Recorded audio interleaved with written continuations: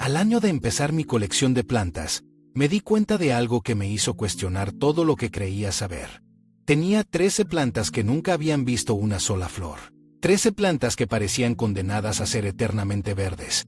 Hojas que crecían, se extendían, se multiplicaban, pero que nunca, bajo ninguna circunstancia, se dignaban a producir ese pequeño milagro de color que todos esperamos. Y lo peor era que seguía comprando más, añadiendo a la lista de mis frustraciones botánicas, convencido de que el problema estaba en mi suerte. Hasta que un día, en un vivero especializado, vi algo que me hizo entender todo. Una señora, de unos 70 años, con las manos llenas de tierra, regaba una colección de orquídeas, que parecían sacadas de un concurso de belleza floral. Cada una tenía docenas de flores, capullos que se abrían en cascada, colores vibrantes que parecían imposibles en interiores. Y cuando le pregunté su secreto, me dijo algo que cambió mi perspectiva para siempre. No tengo plantas que no florecen. Tengo plantas que todavía no saben que pueden florecer. Y mi trabajo es enseñarles. Esa frase fue el clic. ¿Qué pasa si tus plantas no están fallando? ¿Qué pasa si simplemente no les has dado las señales correctas? ¿Qué pasa si ese calanchoe que crece saludable pero nunca florece solo necesita un cambio pequeño, pero preciso en su rutina? O esa orquídea que produce hojas nuevas pero nunca varas florales está esperando que le digas algo específico sobre el tiempo y la temperatura. Hoy vamos a transformar completamente tu relación con las plantas que no florecen. Vamos a explorar 7 técnicas específicas, desde el engaño fotoperiódico hasta el shock térmico controlado, que convencerán a tus plantas de que es hora de florecer. Aprenderás cómo manipular la luz de manera precisa, cómo crear ciclos de sequía estratégicos que imitan las estaciones naturales, y cómo utilizar fertilizantes que no solo alimentan, sino que envían señales químicas directas al sistema reproductivo de la planta. Pero lo más importante, aprenderás a pensar como una planta, a entender qué necesita florecer, y a darle esas condiciones en tu hogar.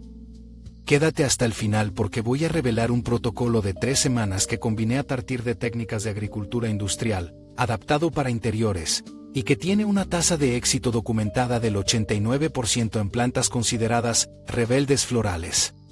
Y te voy a dar un ingrediente secreto que probablemente ya tienes en tu cocina, y que actúa como disparador hormonal natural para la floración. Empecemos con la primera planta, y la técnica que probablemente cambiará más rápido la situación en tu hogar. La orquídea Phalaenopsis, esa belleza que todos conocemos por sus elegantes varas florales en forma de mariposa, pero que en nuestros hogares a menudo se convierte en una planta eternamente verde. El nombre científico Phalaenopsis viene del griego, phalaina, polilla, y opsis, apariencia, describiendo perfectamente la forma de sus flores. Visualmente, es esa planta con hojas carnosas, gruesas, de un verde profundo y brillante, que crecen en roseta desde el centro, y que cuando está feliz, produce esas varas arqueadas que sostienen flores perfectamente simétricas. El problema es que muchas orquídeas Phalaenopsis pasan años produciendo hojas nuevas, raíces aéreas que se extienden por todas partes, pero nunca lanzan esa vara floral que tanto esperamos. Y la razón más común es que les falta una señal ambiental crucial: el cambio de temperatura. La acción que vamos a tomar es específica y contraintuitiva. Durante 4 semanas consecutivas, vamos a crear un diferencial térmico nocturno deliberado. Cada noche, entre las 10 p.m. y las 6 a.m., la orquídea necesita experimentar una caída de temperatura de aproximadamente 8 a 10 grados Celsius, respecto a la temperatura diurna. Si tu hogar está a 22 grados C durante el día, necesitas llevarla a 13-14 grados C, por la noche. El movimiento físico es simple, pero preciso. Cada tarde, alrededor de las 7 p.m., vas a mover tu orquídea a un lugar específico. El mejor lugar suele ser cerca de una ventana que no tenga corrientes fuertes, pero que sí permita que el aire más fresco de la noche entre. No la pongas directamente contra el vidrio si hace mucho frío afuera, porque el choque puede ser excesivo. A unos 30-40 centímetros de la ventana, está perfecto. A la mañana siguiente, la devuelves a su ubicación normal. La sensación física que vas a experimentar es interesante. Cuando toques las hojas por la mañana, notarás que están ligeramente más frías que el resto del día. Las raíces aéreas, si las tocas, sentirán esa frescura nocturna. Y el sustrato, si usas el método de tocarlo con el dedo, tendrá una temperatura diferente a la del ambiente diurno. La ciencia detrás de esto es fascinante. Las orquídeas Phalaenopsis son originarias del sudeste asiático, donde las noches son notablemente más frescas que los días, especialmente en las épocas previas a la floración. Este diferencial térmico es una señal que le dice a la planta: el verano está terminando, las condiciones ideales para la polinización se acercan. Es hora de invertir energía en reproducción. Sin esta señal, la planta sigue creciendo vegetativamente, pensando que todavía está en condiciones de crecimiento continuo. El error específico que debes evitar es hacer este cambio bruscamente. No la saques al exterior si vives en un clima con heladas. No la pongas directamente frente a un aire acondicionado. El cambio debe ser gradual y dentro de rangos seguros. Una caída de más de 12 grados puede causar estrés excesivo. En términos de mantenimiento, durante estas 4 semanas, el riego necesita ajustarse. Como la planta estará en un lugar más fresco por la noche, la evaporación será menor. Revisa el sustrato con más atención antes de regar. El método clásico funciona. Introduce un dedo unos 3 centímetros en el sustrato. Si sientes humedad, espera. Si está seco, riega con agua a temperatura ambiente, nunca fría. La luz durante el día debe ser brillante pero indirecta. Una ventana orientada al este es ideal, donde reciba luz suave de la mañana. Si solo tienes ventanas al sur u oeste, usa una cortina translúcida para filtrar la intensidad del mediodía. El ritual que recomiendo es sencillo. Cada tarde, cuando muevas la planta a su ubicación nocturna, revisa rápidamente las hojas. Busca cualquier signo de estrés, manchas, arrugas, cambios de color. Esta revisión diaria te mantiene conectado con la planta y te permite ajustar rápido si algo no va bien. La línea de tiempo realista es esta. Después de aproximadamente 3 semanas de este régimen, deberías comenzar a ver una protuberancia en la base de la planta, entre las hojas. Es pequeña, del tamaño de la uña del meñique, y tiene una forma ligeramente puntiaguda. Es el comienzo de la vara floral. A partir de ese momento, puedes mantener el diferencial térmico, pero no es tan crítico. La señal ya fue recibida. Mi secreto para esta planta es un ingrediente que probablemente ya tienes en tu cocina: agua de arroz fermentada. No estoy hablando del agua que usas para lavar el arroz antes de cocinarlo. Estoy hablando de dejar remojar una cucharada de arroz crudo en 1 litro de agua durante 48 horas a temperatura ambiente. Luego colar el arroz y usar ese líquido para regar una vez por semana durante las 4 semanas del protocolo. Esta agua contiene aminoácidos, vitaminas del complejo B, y compuestos que actúan como estimulantes naturales del crecimiento y la floración. Integra esta orquídea en un espacio donde puedas apreciar su transformación. Un rincón de tu sala de estar, cerca de donde pasas tiempo en las tardes. Es perfecto. Cada día que veas esa pequeña protuberancia crecer, se convertirá en un recordatorio visual de que estás creando las condiciones para que la vida florezca en tu hogar. Y cuando finalmente esas flores en forma de mariposa se abran, entenderás que no fue magia, fue entender las señales que la planta necesitaba. Ahora, pasemos a una planta completamente diferente, que requiere un enfoque opuesto en muchos sentidos. La planta de jade, Crassula ovata, esa suculenta de hojas carnosas y brillantes que parece indestructible, pero que a menudo se niega a producir sus delicadas flores estrelladas de color blanco o rosa pálido. Visualmente, es esa planta con troncos leñosos que se asemejan a pequeños árboles, hojas ovaladas gruesas que almacenan agua, y un crecimiento lento pero constante que la hace parecer eterna. Cuando florece, produce racimos de pequeñas flores en forma de estrella, generalmente en las puntas de las ramas, creando un contraste mágico entre la robustez de la planta y la delicadeza de las flores. El desafío con la planta de jade es que necesita una combinación precisa de factores para florecer, y el más importante de ellos es algo que va en contra de nuestros instintos de cuidado. Necesita un periodo de sequía controlada, combinado con noches más largas. La acción aquí es crear un ciclo de estrés hídrico, moderado durante aproximadamente 6 semanas. No es dejarla morir de sed, sino reducir el riego de manera significativa. Si normalmente riegas cada 7-10 días, vamos a extender ese intervalo a 14-21 días. Pero hay una precisión en esto que es crucial. El movimiento físico comienza con una evaluación del sustrato. Necesitas usar un sustrato extremadamente bien drenado. Si tu planta de jade está en tierra normal para macetas, este es el momento de trasplantarla. Mezcla 2 partes de sustrato para cactus con una parte de perlita y una parte de arena gruesa. Esta mezcla se secará rápidamente, que es exactamente lo que queremos. Cuando riegues durante este periodo, Hazlo profundamente pero con menos frecuencia. Lleva la planta al fregadero, riega hasta que el agua salga por los agujeros de drenaje, y luego deja que escurra completamente antes de devolverla a su lugar.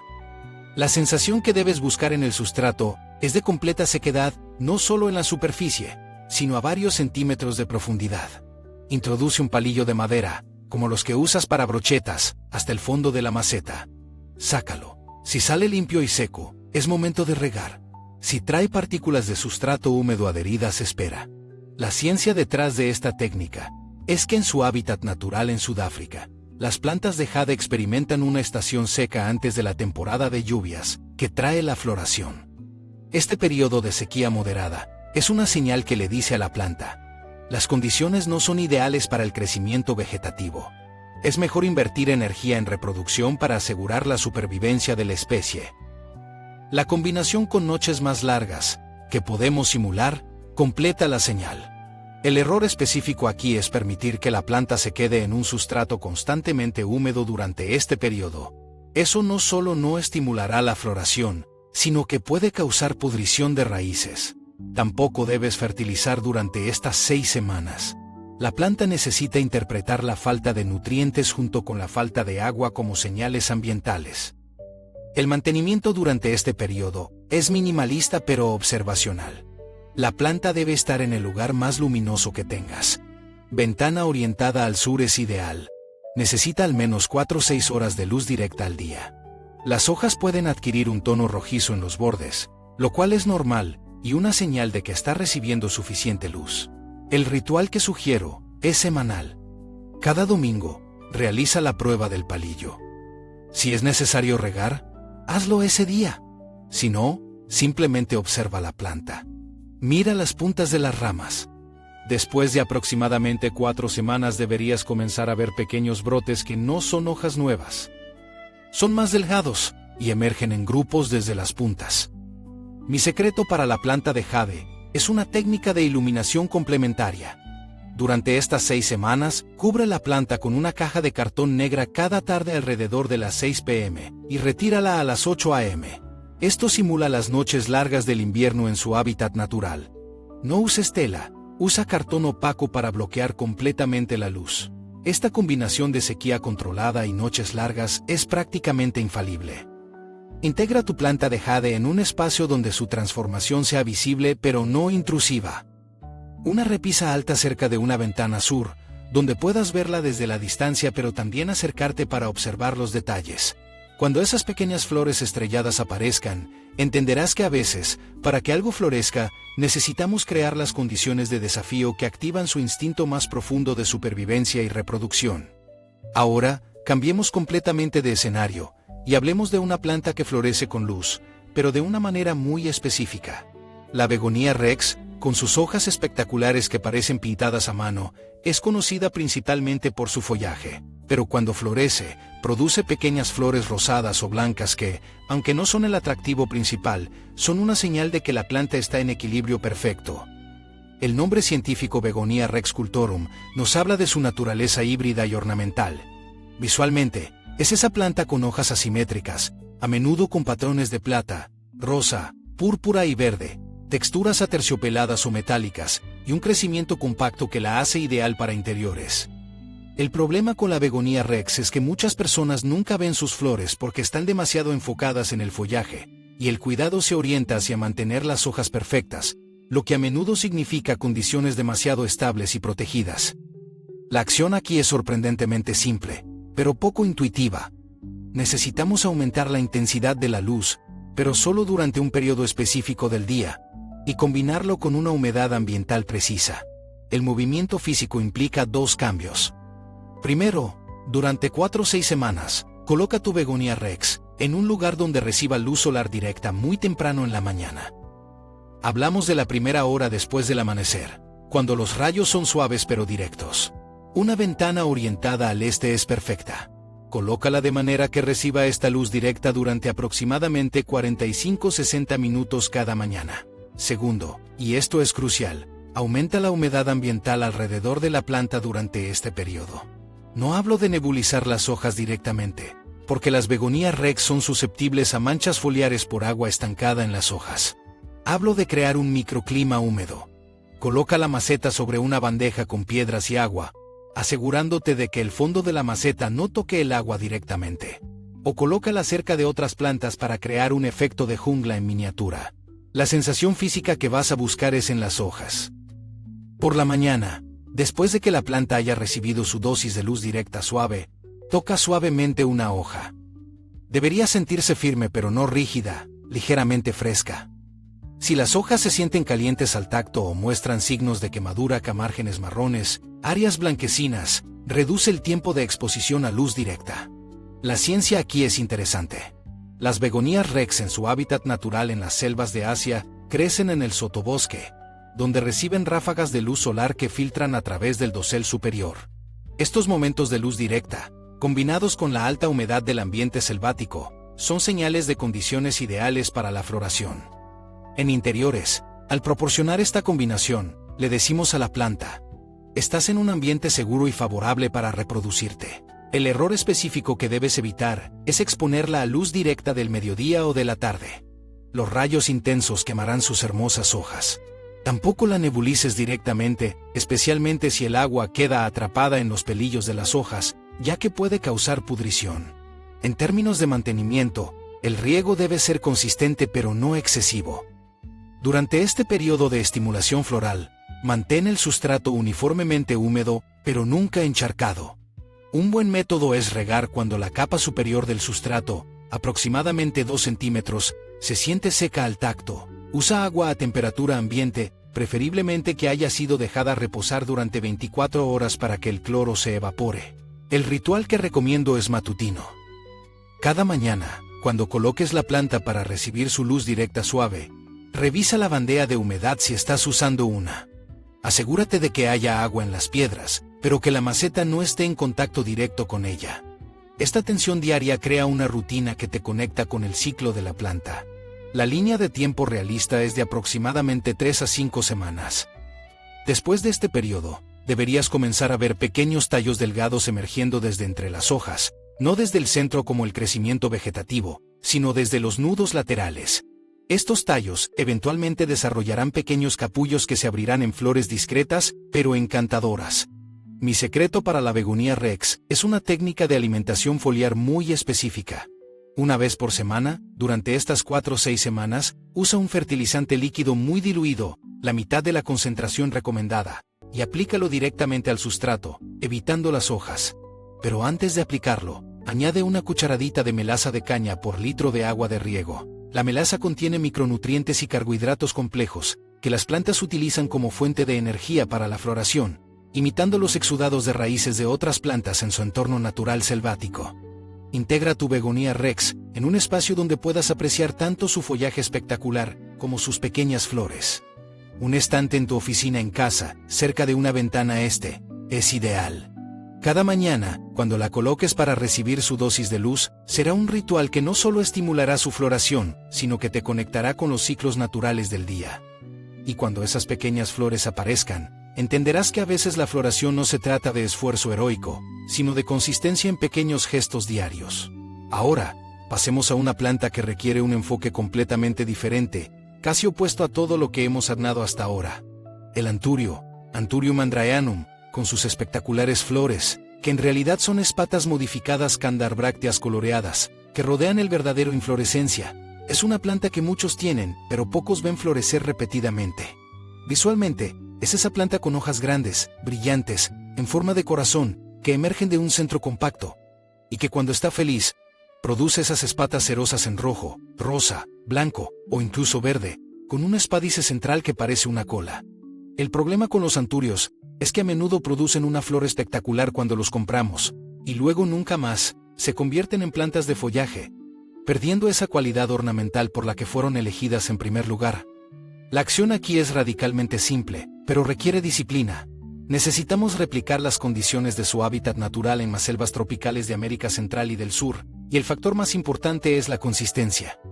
Los anturios odian los cambios bruscos más que casi cualquier otra planta de interior. El movimiento físico comienza con encontrar el lugar perfecto y no moverlo nunca. Y cuando digo nunca, quiero decir nunca. Elige un lugar con luz brillante pero indirecta, donde la planta reciba iluminación uniforme durante la mayor parte del día, pero sin rayos directos del sol que puedan quemar sus hojas. Una ventana orientada al norte o al este con una cortina translúcida es ideal. Una vez que hayas elegido el lugar, haz una marca en el piso o en la mesa para recordar la posición exacta de la maceta. Cada vez que riegues, gira la maceta un cuarto de vuelta para que todos los lados reciban luz uniforme, pero devuélvela exactamente a la misma posición. Los anturios desarrollan una relación simbiótica con los microorganismos en su entorno inmediato, y moverlos interrumpe esta relación. La sensación física que buscas es en las raíces aéreas. Los anturios producen raíces aéreas gruesas que emergen del tallo principal.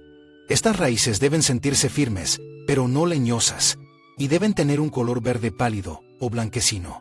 Si se vuelven marrones y quebradizas, es señal de que la humedad ambiental es demasiado baja. Si se ponen negras y blandas, es señal de exceso de agua en el sustrato.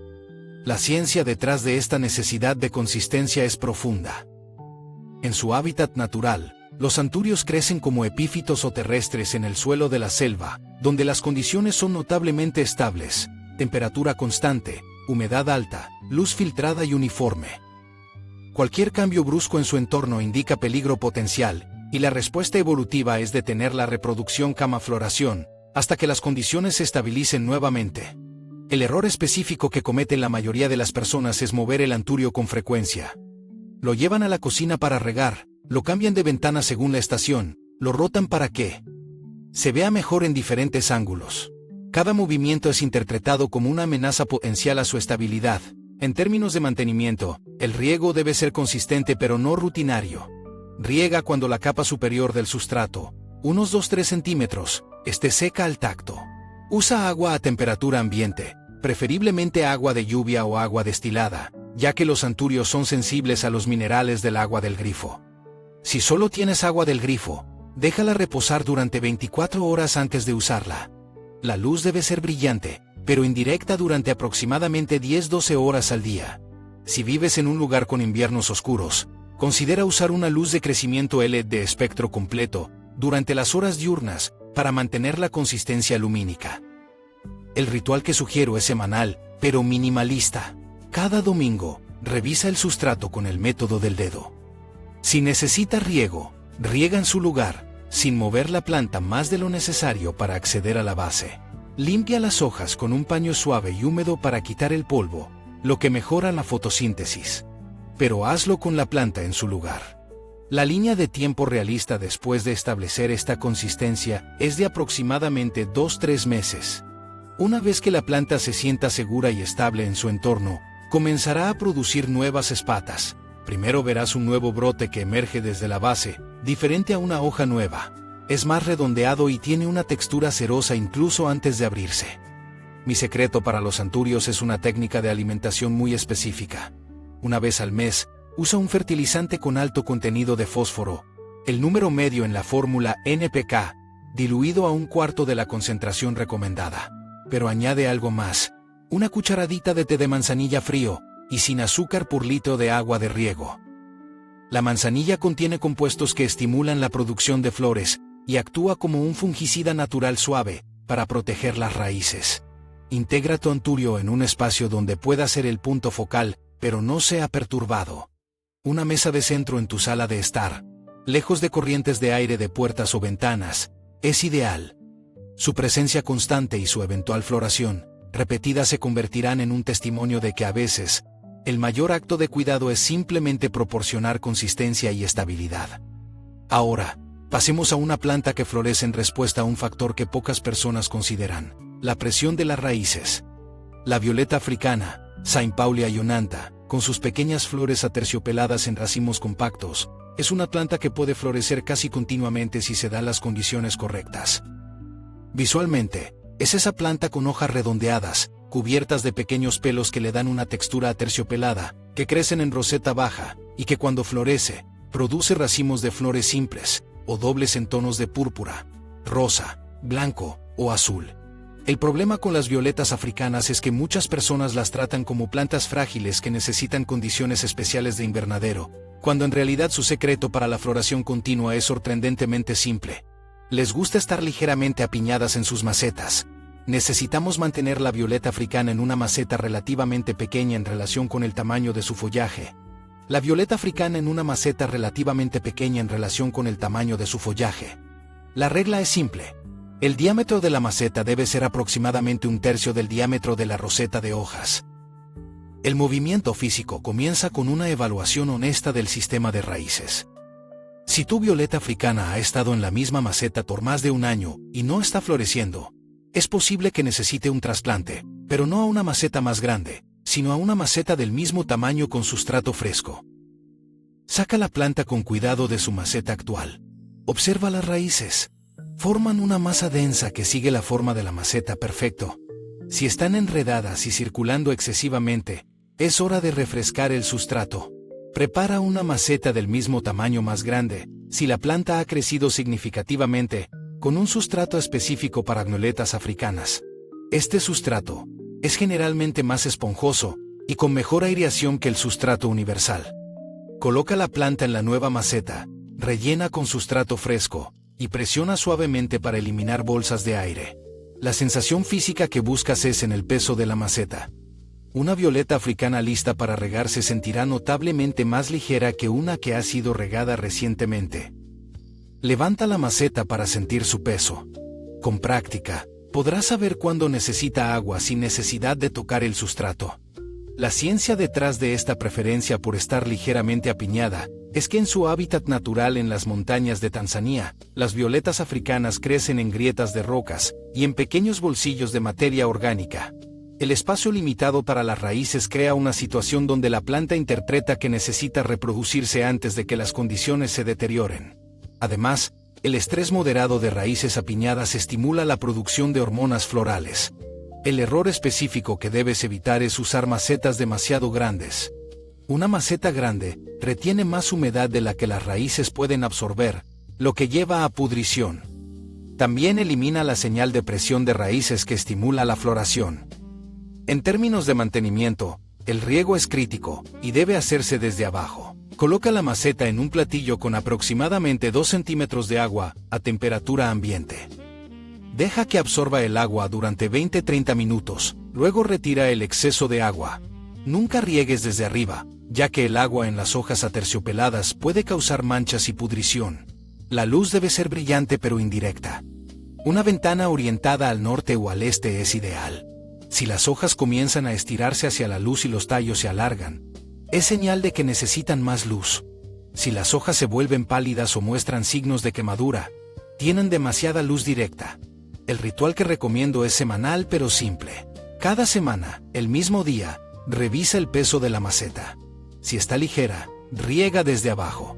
Limpia las hojas suavemente con un pincel suave para quitar el polvo, lo que mejora la fotosíntesis y la salud general de la planta. La línea de tiempo realista después de establecer estas condiciones es de aproximadamente 4 o 6 semanas. Una vez que la planta se sienta cómoda pero ligeramente limitada en su maceta, comenzará a producir botones florales desde el centro de la roseta.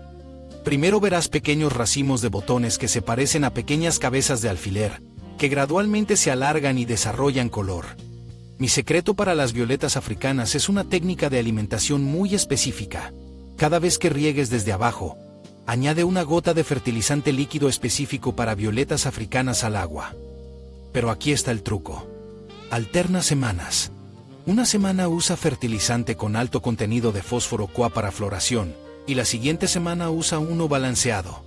Esta alternancia proporciona los nutrientes necesarios para la floración, sin sobrecargar la planta. Integra tu violeta africana en un espacio donde puedas apreciar sus pequeñas flores de cerca.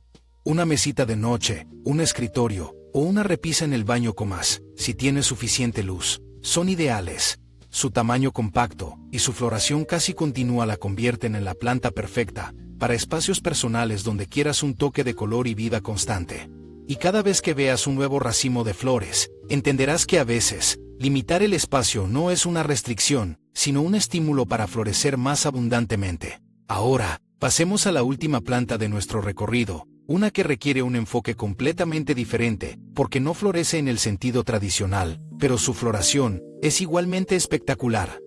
El helecho cuerno de alce, Platycerium bifurcatum, con sus frondas únicas que parecen cuernos de ciervo, Es una planta que muchos consideran solo de follaje, pero cuando está feliz y madura, produce esporas en estructuras especializadas que son su equivalente a la floración.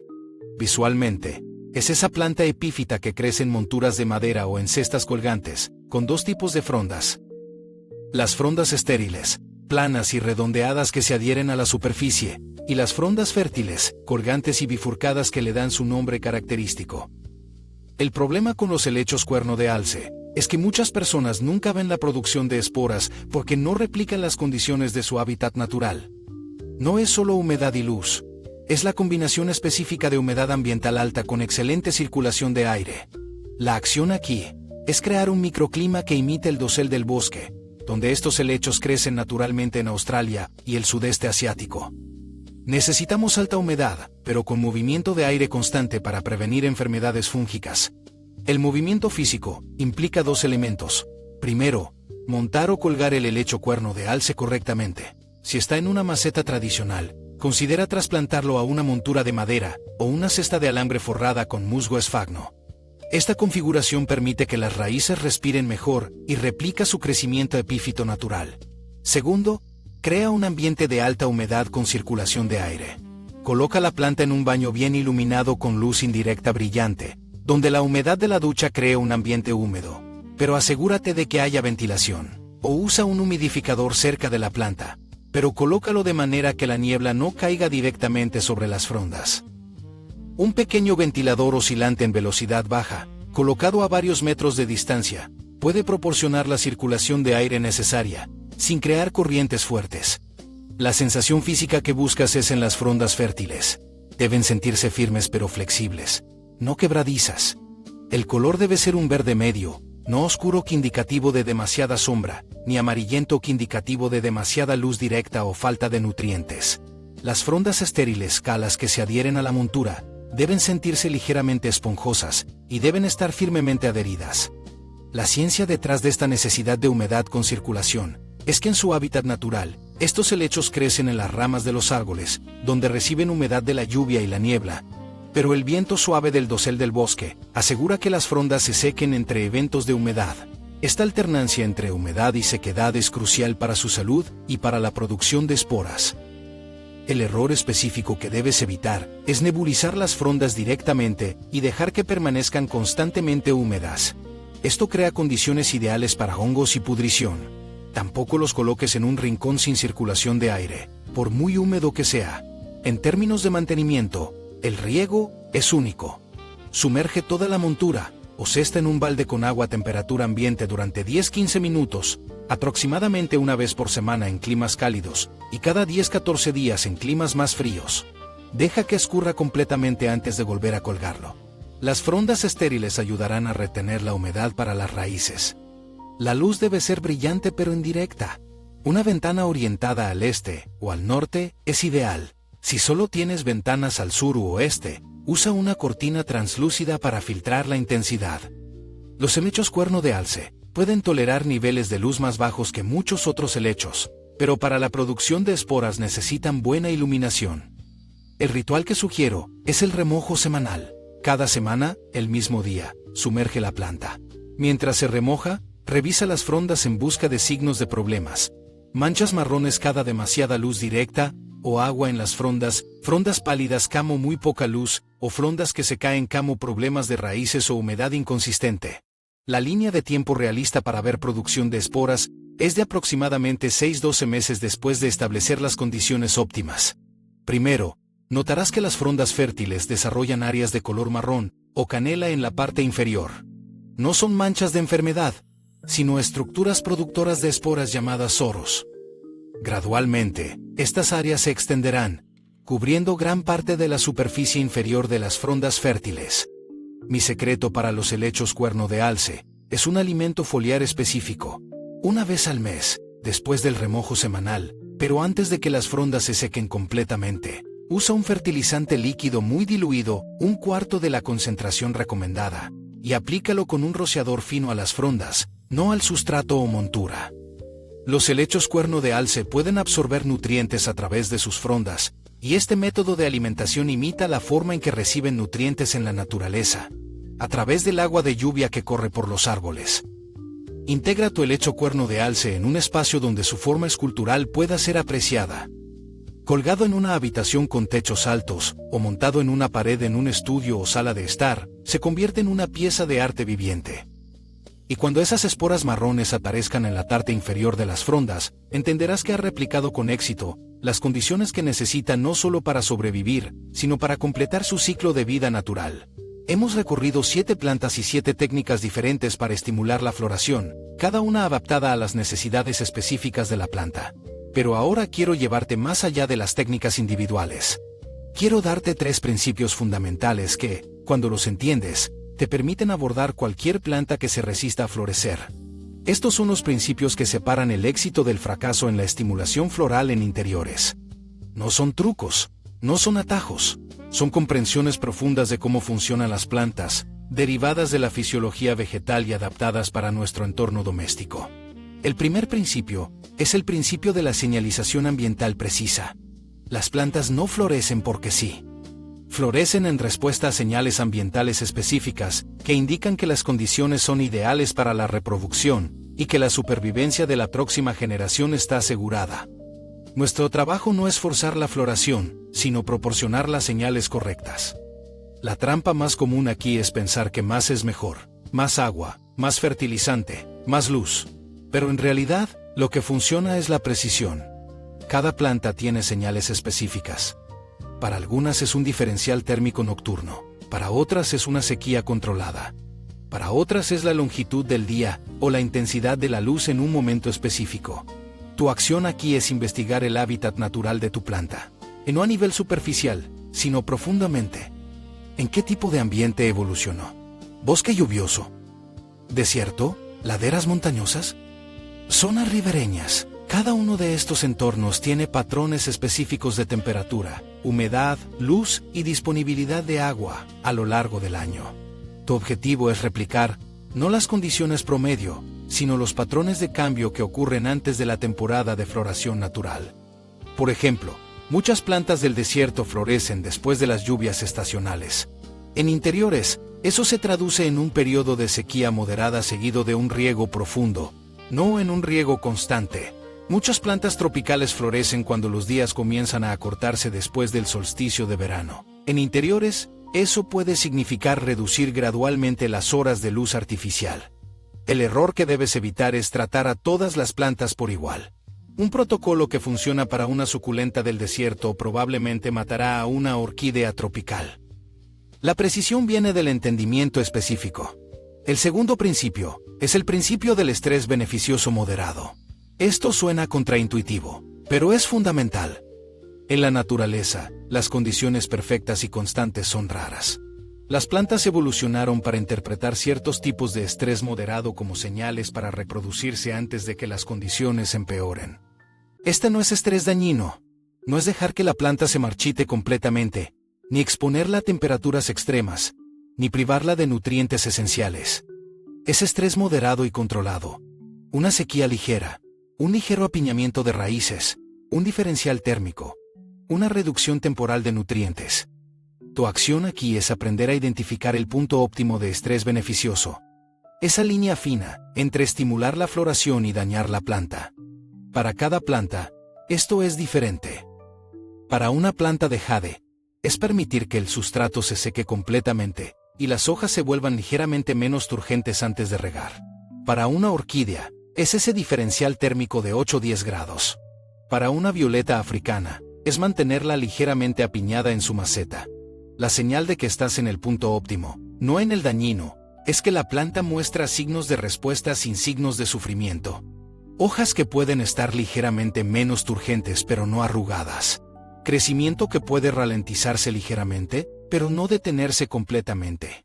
Color que puede intensificarse como el enrojecimiento en los bordes de las hojas de suculentas con buena luz, pero no palidecer o amarillear. El error aquí es ir demasiado lejos. El estrés beneficioso moderado se convierte en estrés dañino cuando vemos signos claros de sufrimiento. Hojas que caen, crecimiento detenido por completo, decoloración severa. La clave es la observación cuidadosa y el ajuste rápido.